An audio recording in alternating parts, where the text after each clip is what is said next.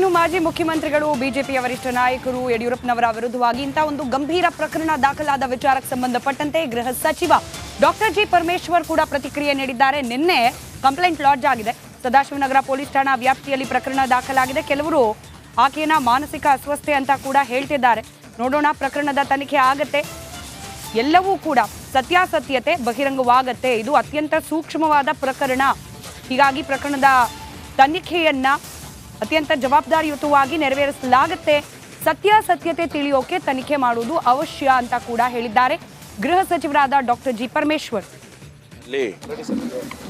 ನಿನ್ನೆ ರಾತ್ರಿ ಒಬ್ಬ ಮಹಿಳೆ ಸದಾಶಿವನಗರ ಪೊಲೀಸ್ ಸ್ಟೇಷನ್ನಲ್ಲಿ ಯಡಿಯೂರಪ್ಪನವರ ಮೇಲೆ ಕಂಪ್ಲೇಂಟ್ ಕೊಟ್ಟಿದ್ದಾರೆ. ಅದನ್ನು ಪರಿಶೀಲನೆ ಮಾಡಿ ರಿಜಿಸ್ಟರ್ ಮಾಡಿಕೊಂಡಿದ್ದಾರೆ. ಕೇಸ್ ರಿಜಿಸ್ಟರ್ ಆಗಿದೆ. ಅದರ ಬಗ್ಗೆ ಈಗ ತನಿಖೆಯನ್ನು ಪ್ರಾರಂಭ ಮಾಡ್ತಾರೆ. ಅವರು ಕೊಟ್ಟಿರ್ತಕ್ಕಂಥ ವಿಚಾರದಲ್ಲಿ ತನಿಖೆ ಮಾಡುವವರೆಗೂ ಕೂಡ ನಾವು ಯಾವುದನ್ನು ಕೂಡ ಹೇಳೋದಕ್ಕೆ ಬರೋದಿಲ್ಲ. ಕೆಲವರು ಹೇಳ್ತಾರೆ ಅವರು ಮಾನಸಿಕ ಅಸ್ವಸ್ಥತೆ ಇದೆ ಆ ಮಹಿಳೆಗೆ ಅಂತ ಹೇಳ್ತಾರೆ.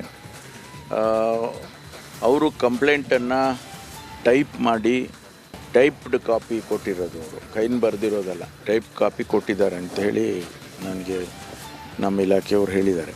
ಹಾಗಾಗಿ ರಿಜಿಸ್ಟರ್ ಮಾಡಿದ ಮೇಲೆ ಕಂಪ್ಲೇಂಟನ್ನು ತನಿಖೆ ಮಾಡೋವರೆಗೂ ಕೂಡ ಯಾವುದೇ ವಿಚಾರವನ್ನು ನಾವು ತಿಳಿಸೋದಕ್ಕಾಗಲ್ಲ. ಯಾಕೆಂದರೆ ಇದು ಒಬ್ಬ ಮಾಜಿ ಮುಖ್ಯಮಂತ್ರಿಗಳನ್ನು ಅವರಿಗೆ ಸೇರಿರ್ತಕ್ಕಂಥದ್ದು, ಜೊತೆಗೆ ಒಂದು ಮಹಿಳೆ ಆಪಾದನೆ ಮಾಡಿರ್ತಕ್ಕಂಥದ್ದು. ಹಾಗಾಗಿ ಯಾವುದೇ ವಿಚಾರವನ್ನು ಹೇಳಬೇಕಾದ್ರೆ ಭಾಳ ಎಚ್ಚರಿಕೆಯಿಂದ ನಾವು ಹೇಳಬೇಕಾಗ್ತದೆ. ಮಾಹಿತಿಯನ್ನು ನಾನು ಇನ್ನೂ ಹೆಚ್ಚು ಮಾಹಿತಿಯನ್ನು ತೆಗೆದುಕೊಳ್ತೇನೆ. ತನಿಖೆ ಆಗೋವರೆಗೂ ನಾವು ಯಾವುದನ್ನು ಕೂಡ ಬಹಿರಂಗ ಮಾಡೋದಕ್ಕಾಗೋದಿಲ್ಲ.